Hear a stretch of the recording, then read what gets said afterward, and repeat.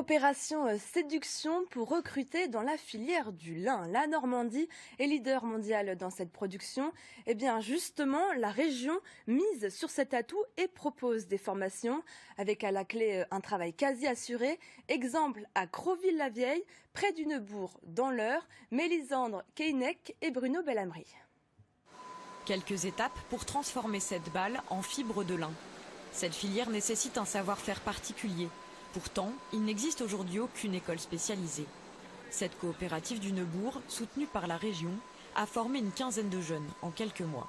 C'est un processus par alternance, donc une formation sur les postes de travail dans l'entreprise et une formation au centre sur un plan de formation qu'on avait monté en collaboration avec la filière qui répond à l'ensemble des besoins de notre métier, qui est un métier de séparation de l'écorce et de la fibre.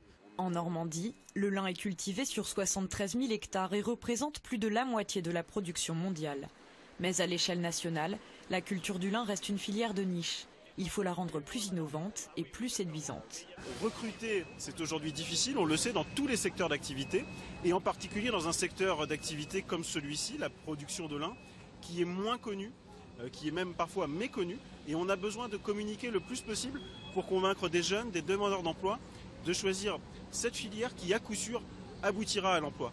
Coût de chaque session de formation pour la région, Pôle emploi et mission locale, 115 000 €, avec un autre enjeu, celui de développer un bassin d'emploi au Neubourg. J'ai fait un CAP en pâtisserie et ça me plaisait pas vraiment.